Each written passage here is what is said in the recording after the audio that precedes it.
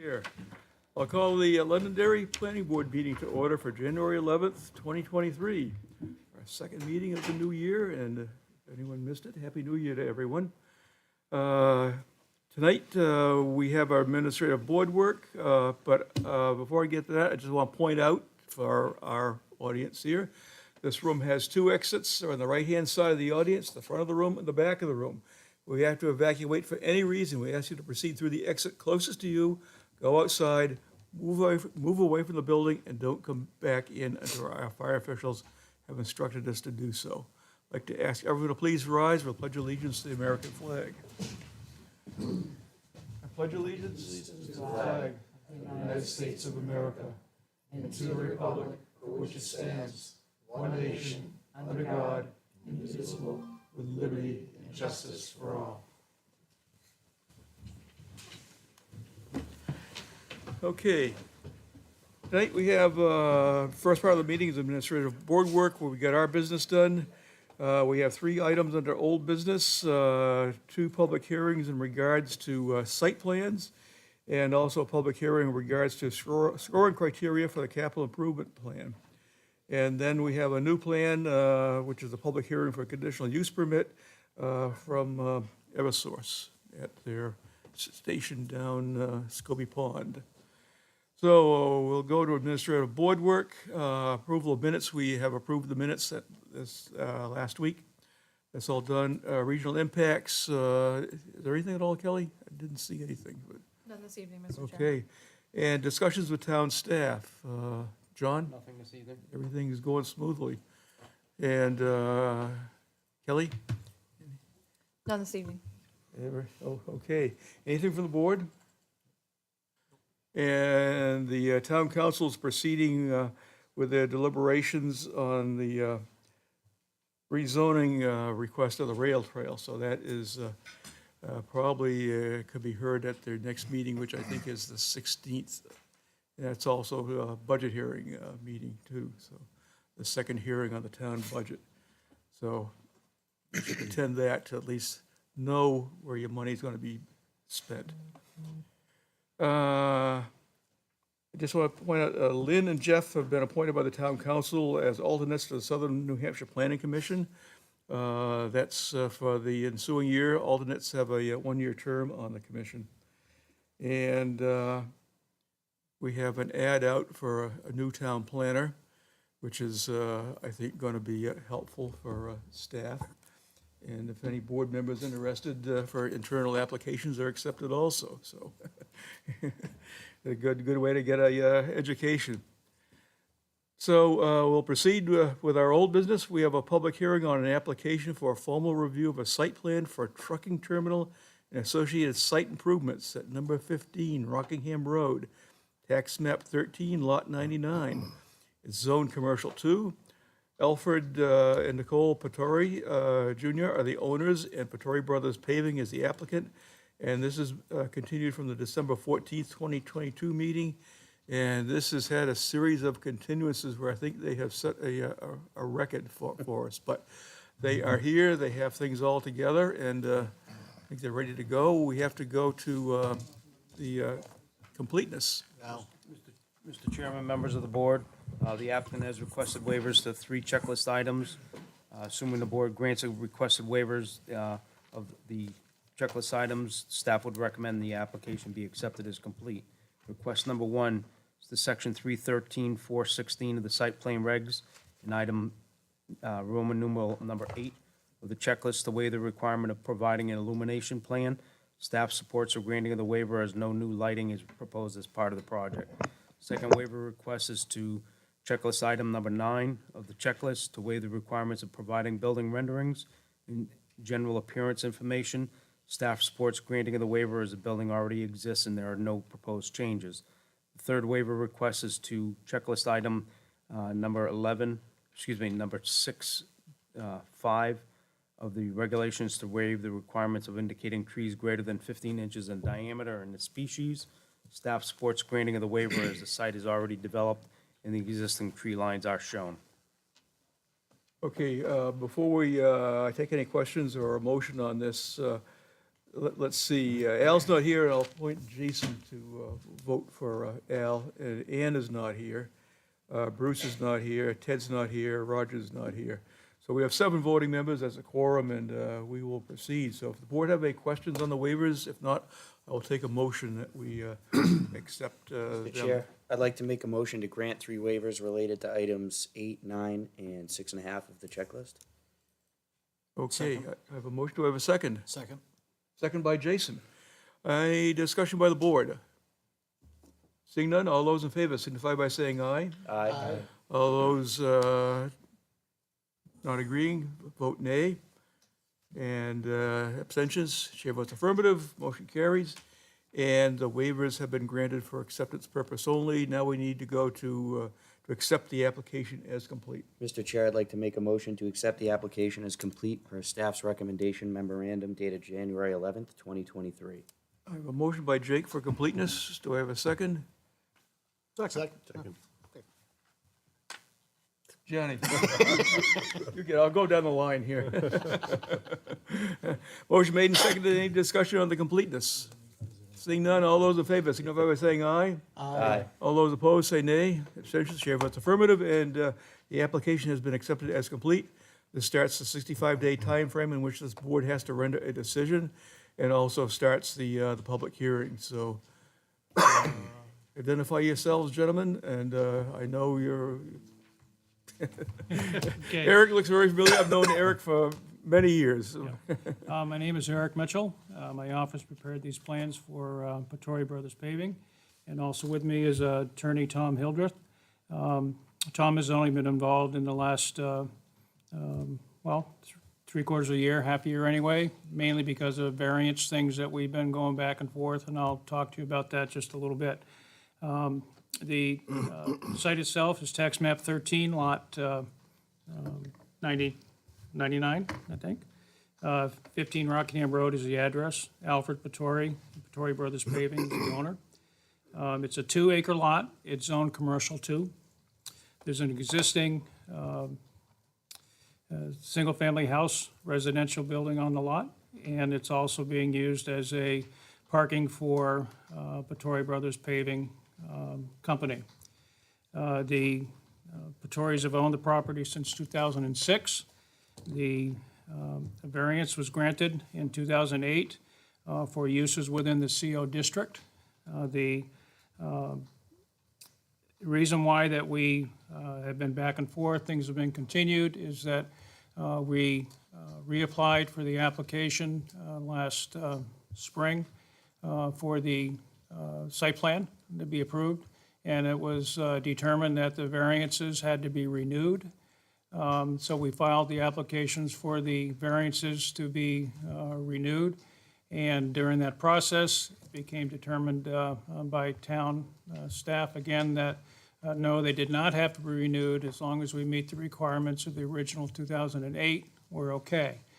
So it was back and forth, and that's the main reason for continuations here before the planning board, is that we're going back and forth to determine whether or not we had to go back to the ZBA. We had had applications filed with the ZBA, which was withdrawn. So basically what we're doing on the project, it's similar to what was done back in 2008. If the project itself, again, is an existing single-family residence on it. That's a pre-existing non-conforming use because now it's zoned commercial. The parking areas for the paving company are there. They do not run a business out of there. It is not something they do other than just to store their vehicles. Their employees come in, park their cars, take their vehicles, and go out. Their office is in another location. It's not here on site. The site itself is in the Conservation Overlay District. We have a 100-foot setback from the center of the brook, and also a 50-foot setback from the edge of wetland. The project is also within the floodplain, and one of the reasons why things were looked at back in the late 2000, well, starting 2008, back as 2012, questions came up that there may have been fill put in historically that was in the floodplain, and that there needed to be a report confirmed through FEMA that the fill that was put in there is not going to cause any increase to the flood levels that are out there. And that's existing as what they're, nothing that we're proposing, but it was already put in. There was a flood study that was done and approved by Stantec and also by FEMA, which indicates that the elevations of any of the floods for the fill that is there will not increase any of the flood elevations that are out there. What the proposal that we have through here is cleaning up part of the site. That area where up against the brook is an area that's paved, and what we're doing is reducing the amount of pavement and putting in a granite curb, as well as a detention pond. And what that actually does is takes the drainage that's on site, reduces the amount of drainage in effect because the pavement's been reduced. The area where the pavement is will have granite curbs, so the water will be directed into the detention pond. And so water is not going towards the wetlands the way it could now. In the areas that are shaded on the plan, which is where the pavement is being reduced, that'll be re-landscaped with shrubbery and trees. And so the site is going to get a partial makeover. It's being, the amount of impervious is being reduced, and a detention pond is being put in to help protect the wetlands. The conditional use permit was also filed for, to allow the detention pond to be within the CO district, and also the landscaping to be within the CO district. In terms of the lot coverage, the coverage of the building itself is 1.2% on the property, and zoning allows for 25%, so that's much less than what it could be.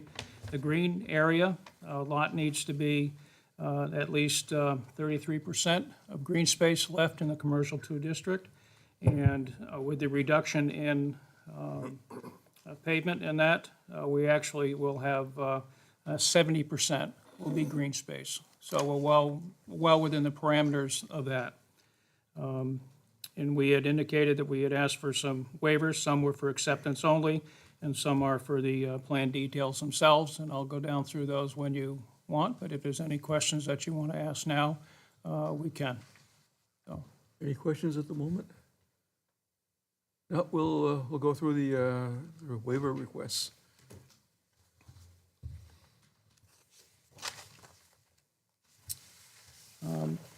if I have the list adequately in front of me, I think we have actually 6 waivers. One is on utilities, section 3.04, utility clearance letters.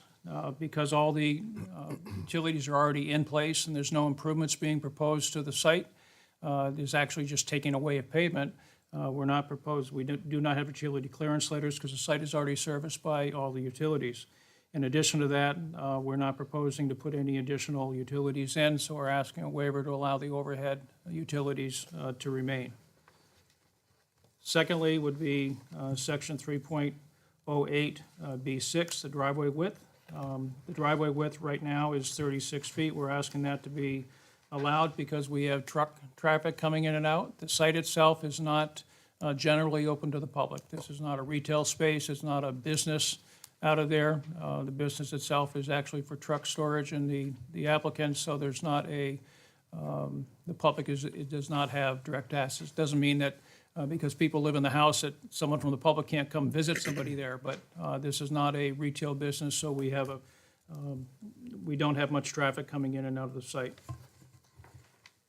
Additionally, a waiver request was to section 3.12, building and general acceptance design standards, to not require us to do building elevations and views. We do have a picture that we had submitted of the house. Again, as was stated before the acceptance of the application, the building, it's not changing. It's still a residential structure, and it'll stay there, and no new buildings are proposed to be on the site.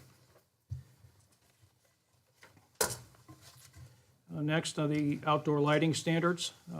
We're asking for a waiver to allow the additional lights which do show on the plan to remain on the site. It's again, the residential use and the commercial parking, so there is not public that's coming and going from the site. And we're asking that the lighting that is there to stay and be satisfactory. And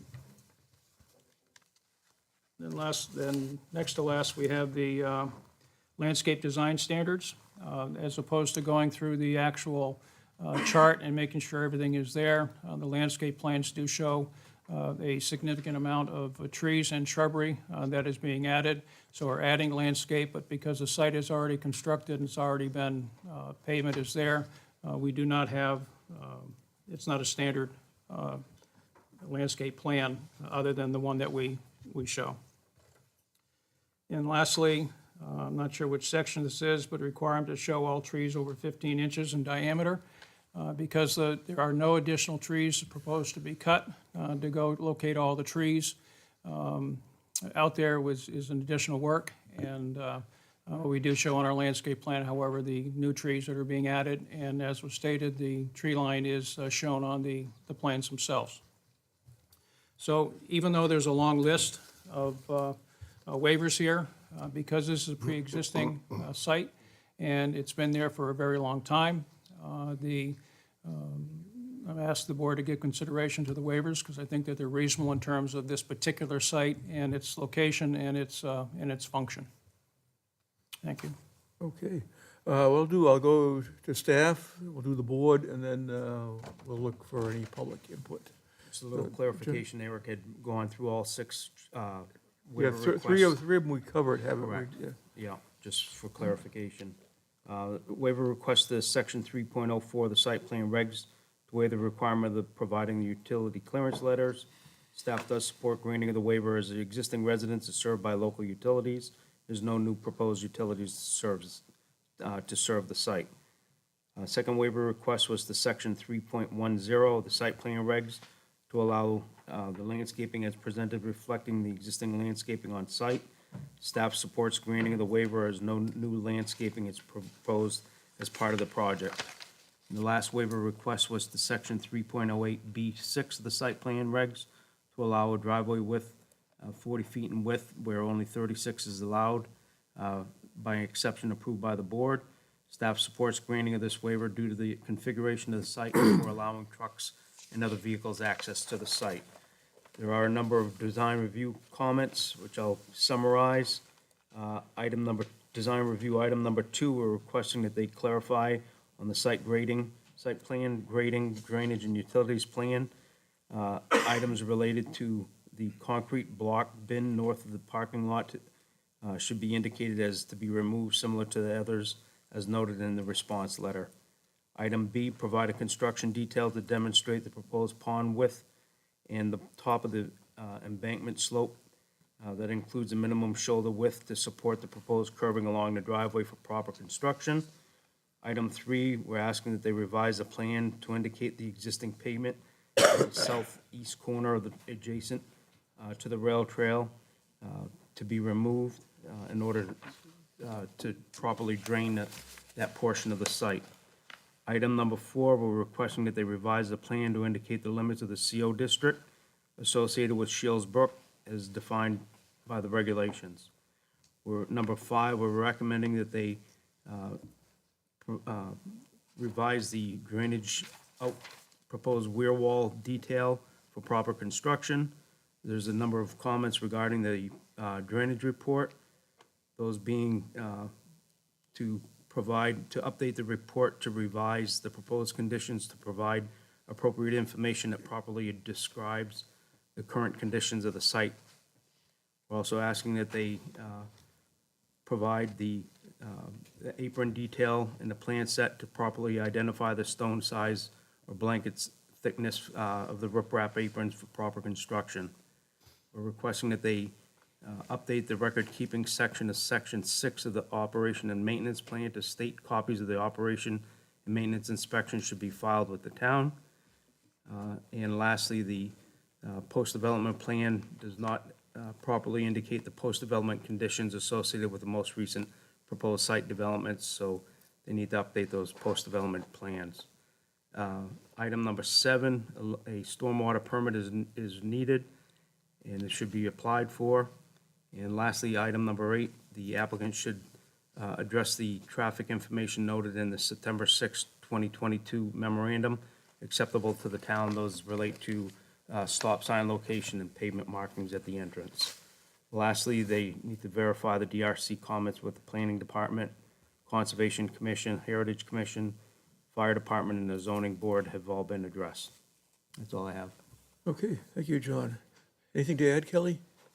I just wanted to add that the variances from 2008 were determined to be still valid by our zoning administrator.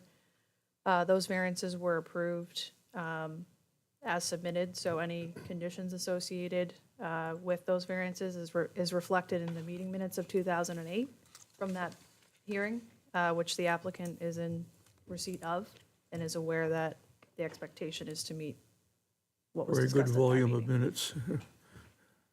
Yeah, okay, Okay. and I'll go to the board. I'll start with Deb. I don't have anything at this moment in time. Thank you. Okay. Jeff, No, I have nothing else. Lynn, So I just have one question. Are there any buffer issues with the rail trail? Okay, question is there a buffer to the rail trail? No, are there any issues with any encroachment of the property or any of the improvements on that property encroaching on the buffer for the rail trail? Like we're hearing about with some other, No, Properties. if I might, the site does not encroach upon the rail trail. The only area, we're taking pavement out, you can see on the hash mark, which is up near it, it's in the 50-foot buffer. But the actual closest improvement that is to stay are the 4 parking spots on the southeast corner of the site. And those happen to be about 12 feet lower than the actual rail trail itself. So there's no impact of those on the trail. The cars aren't gonna go onto the trail, people aren't gonna, walk into those parking spots and go up onto the trail because of the difference in elevation. Kelly, do you know if that section of the rail trail is zoned AR1 or is that, It is. it is? And that relief was received for that parking in that area, in that buffer area. Variances? Correct. Okay. Answers my question. Thank you. what's that? Yeah, Heritage Commission also is very concerned with the buffer area and also vegetation to block the site. And from, I know there's extensive discussion, but this looks like it's been addressed on the plan, so. Johnny, I don't have anything. Thank you, sir. Jason, I do not have any questions. Thank you.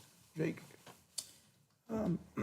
I think I'm good. I had one, a waiver 2, but it's the landscaping waiver. It looks like they have, on their plans, it looks like they have a landscaping plan. Are they looking to not do that, or I'm mixing myself up here? There's minimal landscaping. Okay, so, but it's whatever's on the plan here. Okay, I'm good. okay. Are there any abutters or anywhere from the public have any questions, comments, concerns in regards to the site plan? I don't see any. There's no public input, so we'll bring it back to the board. We have actually 3 waivers to address. We have addressed 3 already. We've got 3 more waivers. We have a conditional use permit, and then to the plan itself. Mr. Chair, can I make a motion to grant the applicant's request for the waivers as outlined in staff recommendation memorandum dated January 11th, 2023? Okay, and that'll be for actually the 1, 2, and 3 Yes. listed here. Section 3.04, there's section 3.10, and section 3.08.B.6. Those are the ones. Okay, I have a motion by Jake. I'll second that. Okay, second by Lynn. Any discussion by the board on the 3 waivers? Seeing none, all those in favor signify by saying aye. Aye. All those opposed say nay. Abstentions, and chair votes affirmative. The waivers have been granted. The input from the Conservation Commission, I guess the Conservation Commission approved, recommended approval of the CUP? Correct. Okay. I'll take a motion that we grant this conditional use permit. So moved. Okay, No, second that. second by Lynn. Motion by Jake, second by Lynn. Any discussion by the board? Seeing none, all those in favor signify by saying aye. Aye. All those opposed say nay. Abstentions, and chair votes affirmative, and the conditional use permit has been granted. So we'll go right to the motion. Mr. Chair, I'd like to make a motion to grant conditional approval of a site plan for a trucking terminal and associated site improvements, 15 Rockingham Road, map 13, lot 99, zone C2, Alfred Jr.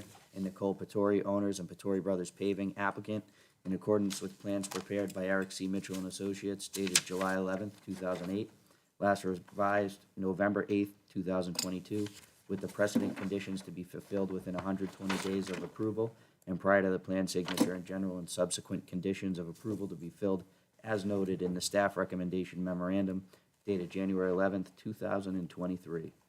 Okay, a motion by Jake, I'll second that, Mr. Chair. second by Lynn. Any discussion on the conditional approval by the board? Seeing none, all those in favor signify by saying aye. Aye. All those opposed say nay. Abstentions, and chair votes affirmative, and you have a conditionally approved site plan. Thank you. Good, good effort. Well, I'm sure there's a lot of research on that.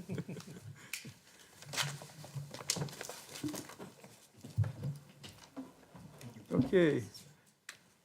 Next, we have a public hearing on application for a formal review of a site plan amendment for the construction of a proposed 6,000 square foot convenience store with drive-through and gas station with 16 fueling stations and 3 diesel fueling stations. 174 Rockingham Road, tax map 15, lot 61, zone commercial 2, and Route 28 Performance Overlay District.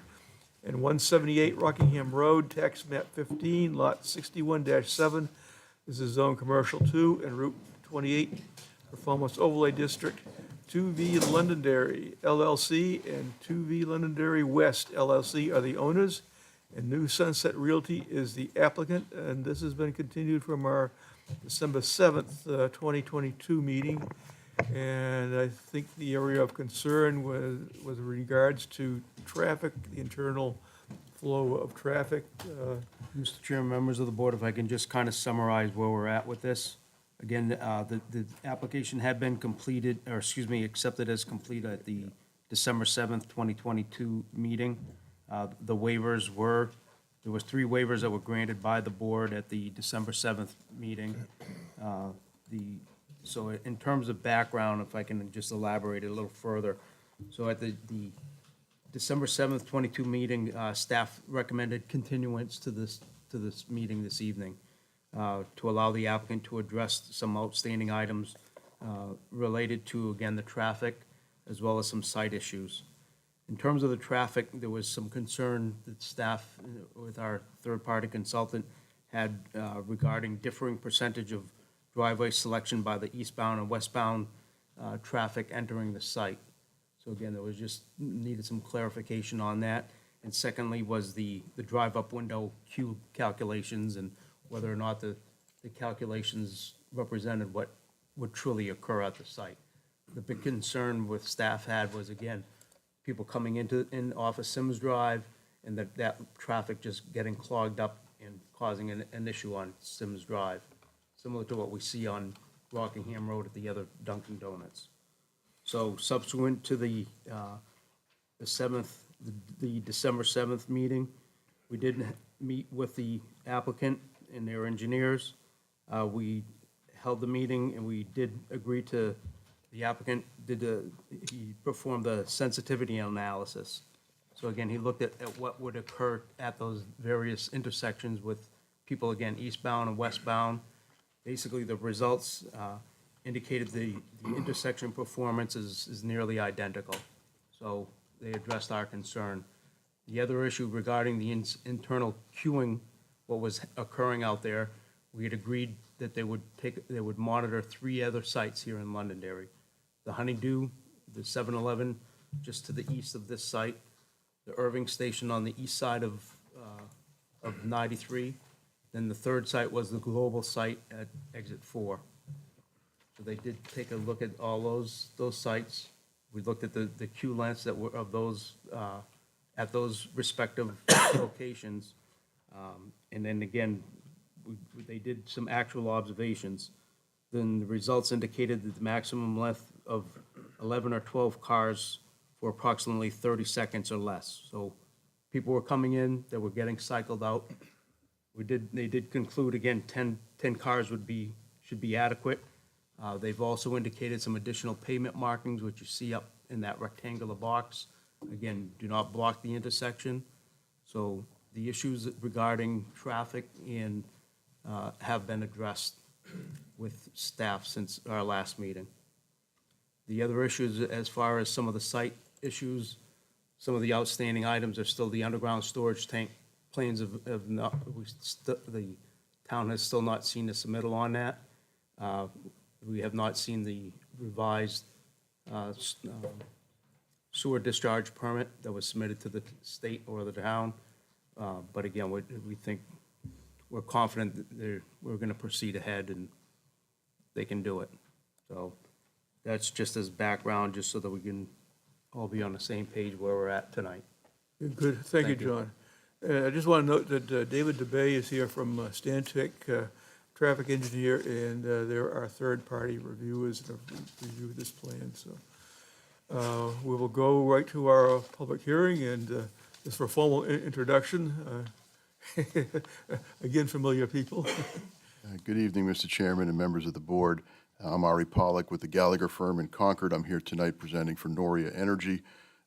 Noria is the subtenant of New Sunset Realty and is also your applicant for the development of the store and gas facility on Rockingham Road. With me this evening is Patrick McLaughlin, the Director of Engineering for Noria, and to my right is Bob Duvall, Chief Engineer with TFM. Where do I start? No, I'm just kidding. John did a great job of summarizing how we've used the interim month to our advantage. We had, as he stated, a meeting with staff to go over the open items from the prior meeting of the planning board. And when we did make submissions to address both the traffic items, as he summarized, and some of the open site issues that resulted in a revised site plan set. His reference to the underground storage tanks is accurate. We did prepare and file just today applications with the state for those UST approvals. The town will receive notification of that application in the DES's process, but we have a courtesy copy of that filing for staff with us tonight.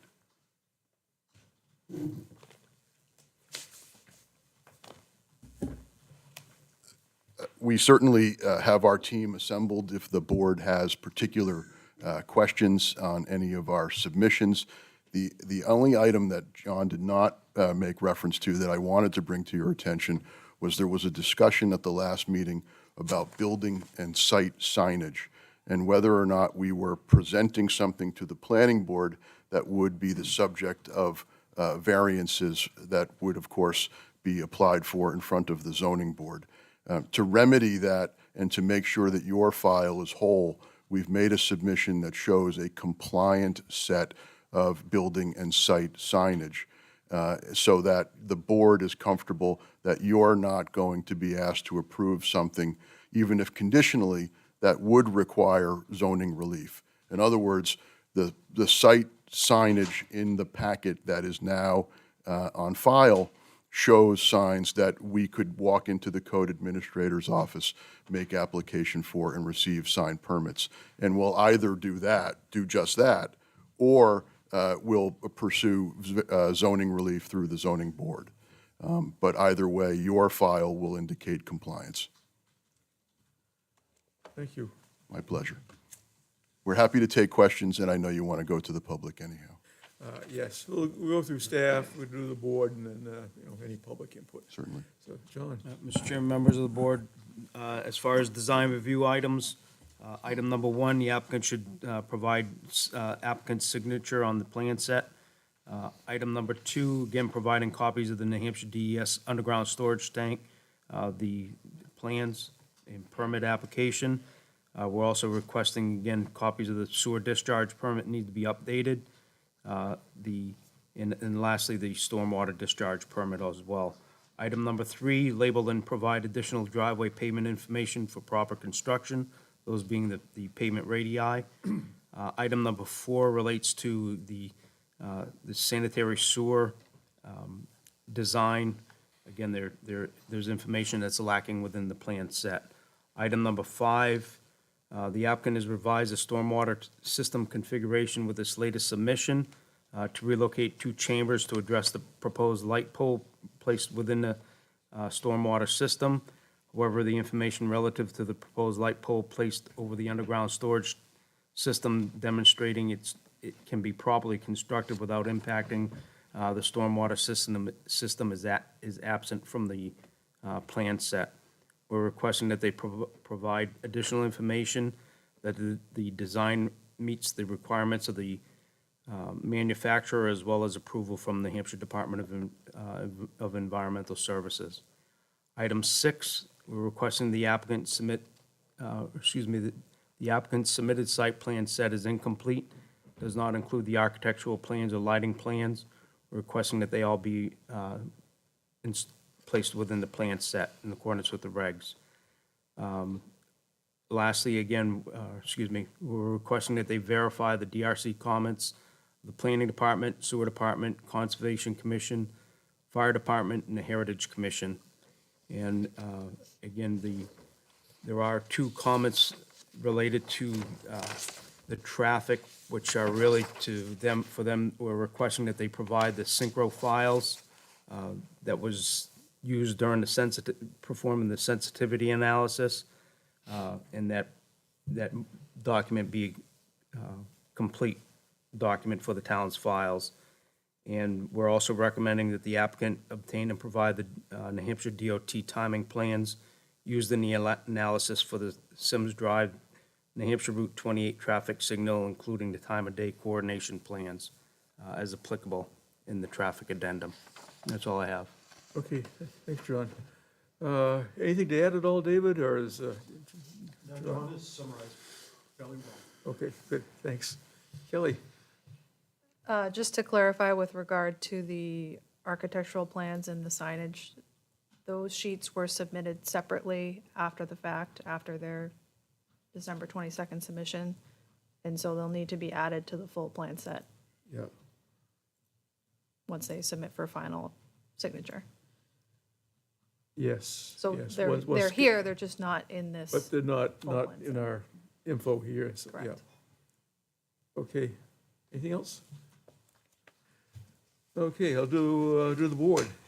Start with Jake. Mr. Chair, I'm all set, sir. Okay, Jason, I am all set as well, thank you. Johnny, All set? Lynn, Yep, no questions. Jeff. No, I appreciate the additional traffic studies and kind of going through that. That was one of my biggest questions from the last meeting that I watched. So thank you for that. I'm fine with this set. Okay, Deb, I have nothing. okay. Are there any abutters or anyone from the public have any questions, comments, or concerns in regards to this site plan? I don't see any. There's no public input on this. I'll bring it back to the board. And let me get back to the top here. I don't think we have any waivers. My mouse is a little lazy. You have to forgive me. Conditional approval is what's on the docket here.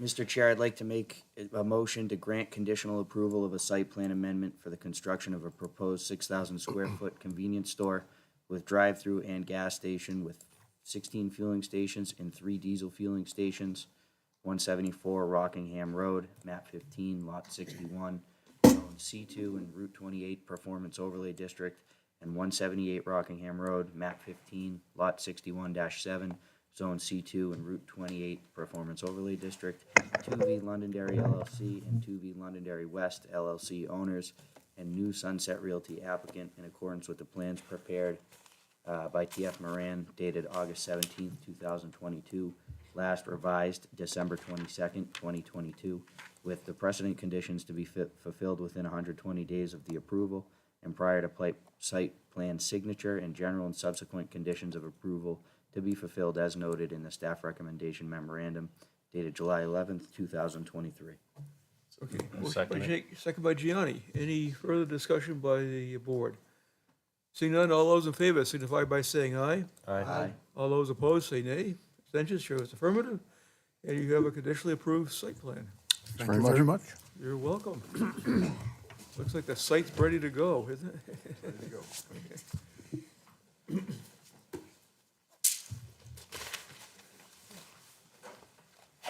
Okay. Next up here is, we have a public hearing on changes to the scoring criteria for the capital improvement plan, CIP. The proposed criteria can be viewed online or during business hours in the Planning and Economic Development Department. This is continued from the January 4th, 2023 meeting. And I think the only issue we're dealing with is the verbiage in regards to, I got it here someplace. I can find it quicker by paper. It has the original and the proposed address an emergency, public safety, or school safety need.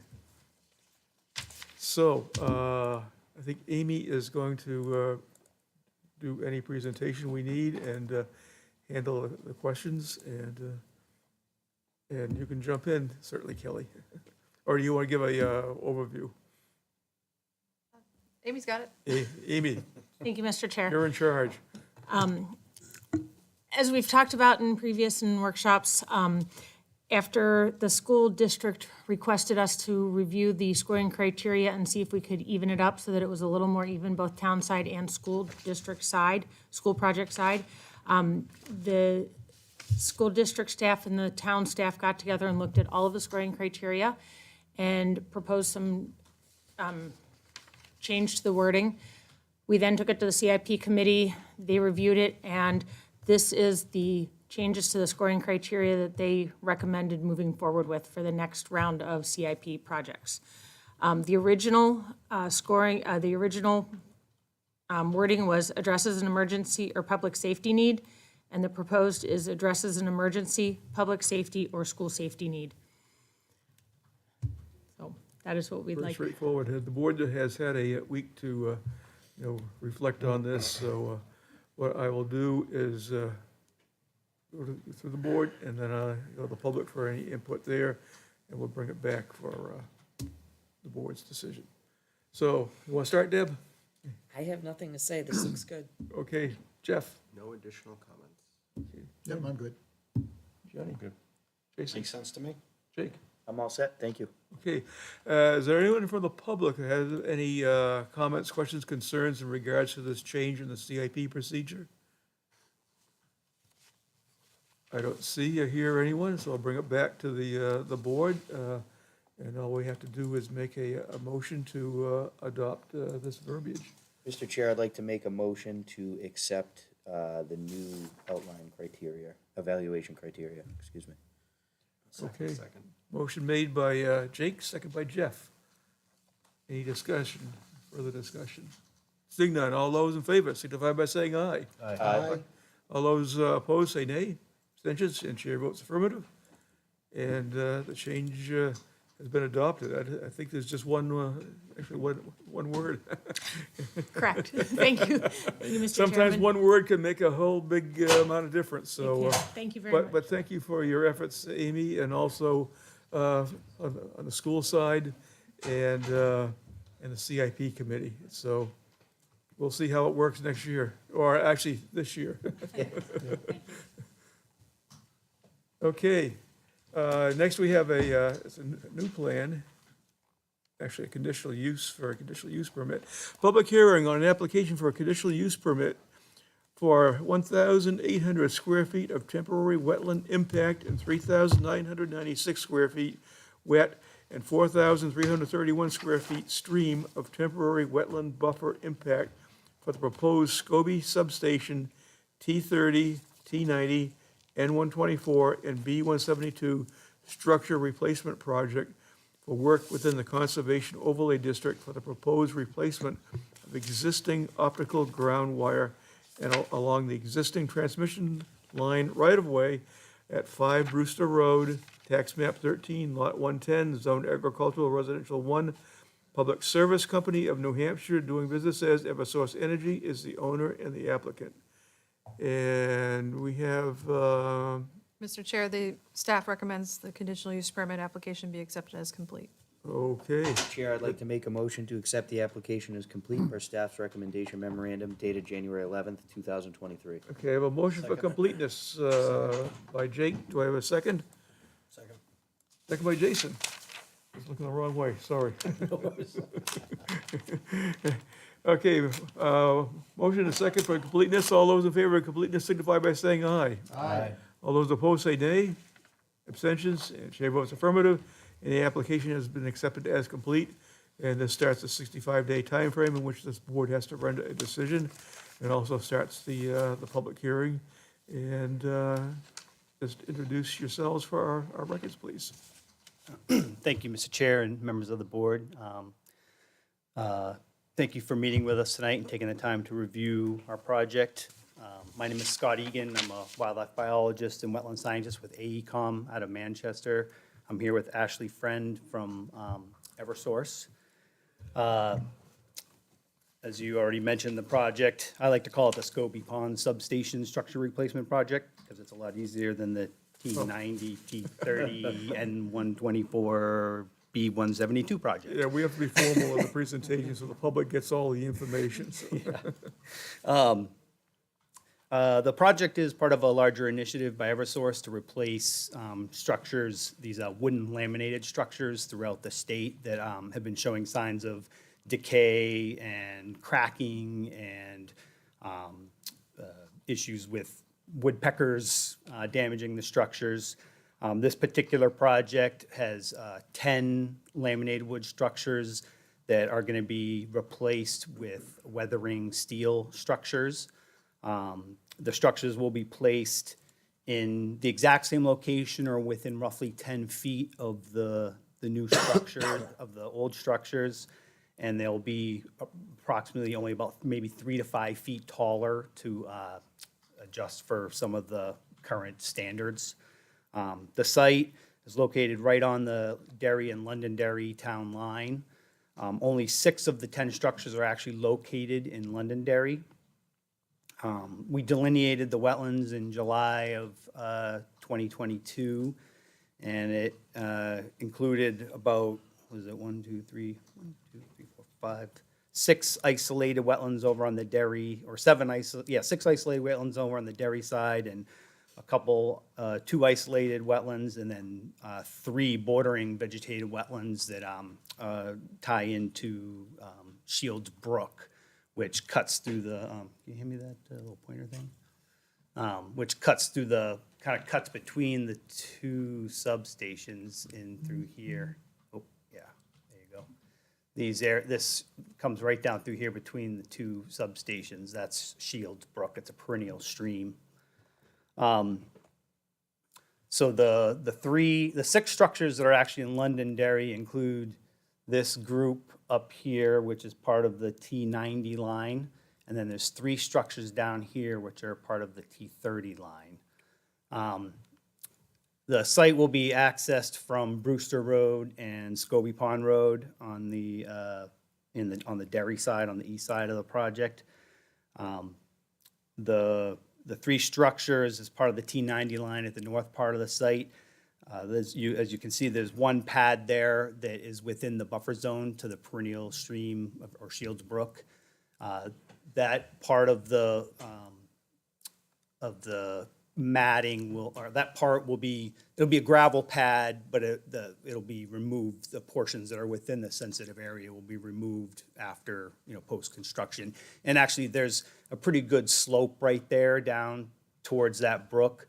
So there's actually a good chance that during construction, the contractors will probably, and there's plenty of room up there along that existing access road in that area in there to work. So there's a good chance they may not actually even go into that area, just to avoid the slope altogether. But just to cover our bases, we included it. Yeah, once you remove, the pad, you restore the surface to original condition. Yes, sir. It's currently, The it's like, Conservation Commission's probably covered that anyway, so. yeah, it's like you know, a herbaceous vegetation, scrub, a little bit of scrub shrub habitat. So, you know, they'll put down a fiber blanket, you know, and then put the crushed stone on top of that. And then that way, when they remove it all the seed bank and roots are right there and it can just grow back. You can see the other part of the longer pad there that covers structures 2 and 3. We sliced that part of that pad off to avoid the isolated wetland number 1 there in that top corner. The 3 structures on the T30 side, the only way to access that is from Scobie Pond Road around the southern side of the substation and crossing these 2 wetlands right here up into there. There's a current project that's in the final phases of construction. It was the Z119, X116, R187 line project where they replaced a whole bunch of structures there already. So there's actually already an existing access road going out around that, so right in the exact same location where it's shown there. They'll have to put new timber mats in for the wetland crossing part, but the gravel portions are already in place and they may require a little bit of upgrade, but they're basically going to be used as is to be able to access that back portion of the site. And then again, you can see up in here, that top corner there is overlaps with the buffer zone for the Shields Brook. And same, that particular pad, we've already cut it short to avoid the floodplain, the 100-year flood zone. And then there's that corner that's in the buffer zone. And again, that same thing, the topography kind of drops off pretty quick there. So we're thinking there's a chance they'll probably kind of work around that and stay out of there, but we just included it to cover our bases. I think that's about it. It's a pretty straightforward project. It's nice that we already have these existing access routes in there. It makes it a lot simpler and cleaner. They'll be using all, you know, standard BMPs to make sure everything's protected. Anything in sensitive resource areas we pulled out and restored post-construction.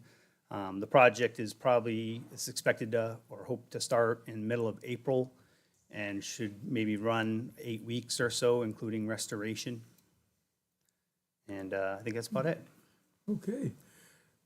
I'll go to staff, the board, and then anyone in the public. You're all set? All set. Kelly's ready to go, so.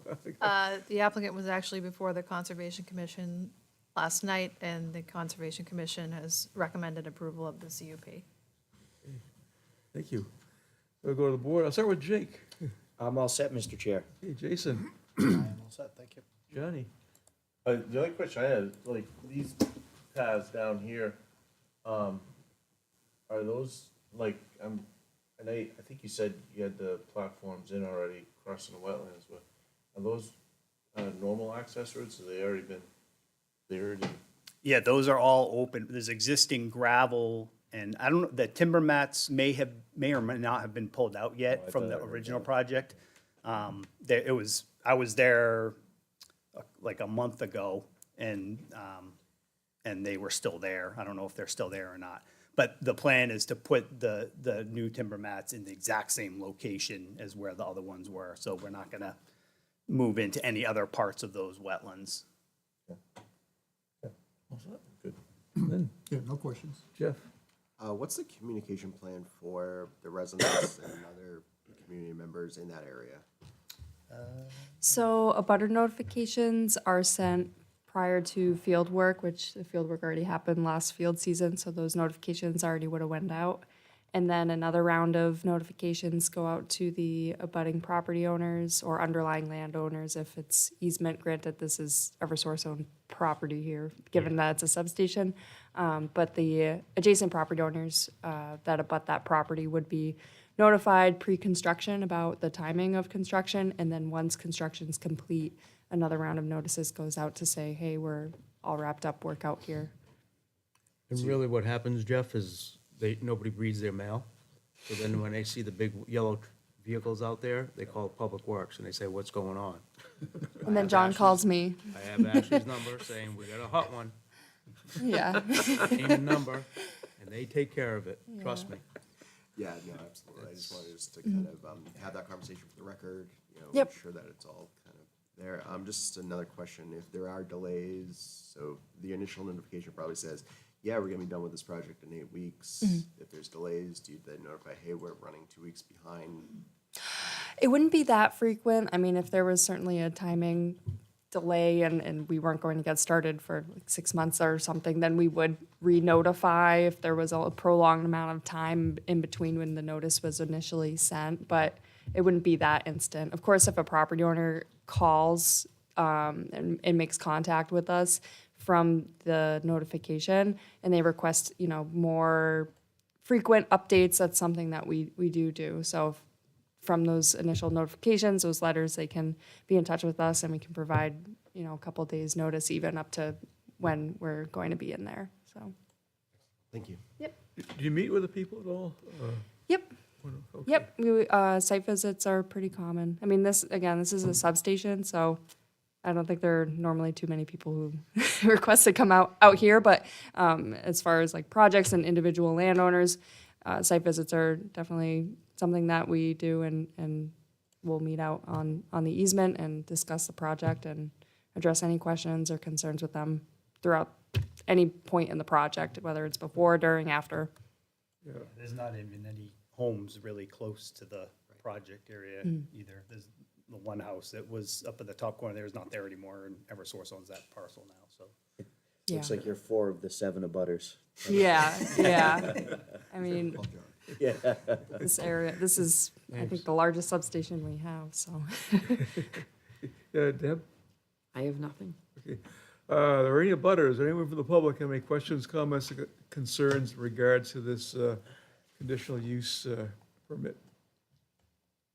I don't see anyone, there's no public input, and bring it back to the board, and just need a motion to grant the conditional use permit. Mr. Chair, I'd like to make a motion to grant approval of the conditional use permit for 1,800 square feet of temporary wetland impact and 3,996 square feet and 4,331 square feet of temporary wetland buffer impact for the proposed Kobe substation T30, T90, N124, and B172 structure replacement project for work within the Conservation Overlay District for the proposed replacement of existing optical ground wire along the existing transmission line right-of-way, 5 Brewster Road, map 13, lot 110, zoned AR1, Public Service Company of New Hampshire, DBA Eversource Energy, owner and applicant.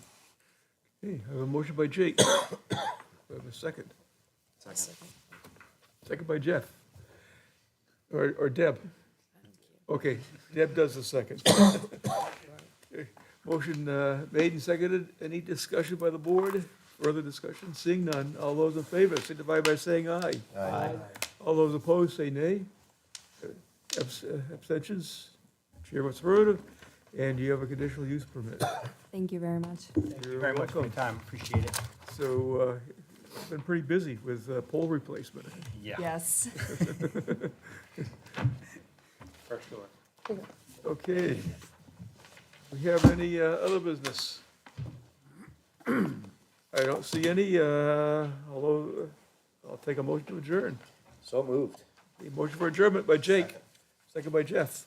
All those in favor of adjournment signify by saying aye. Aye. We are adjourned. Thank you, everyone. Thank you.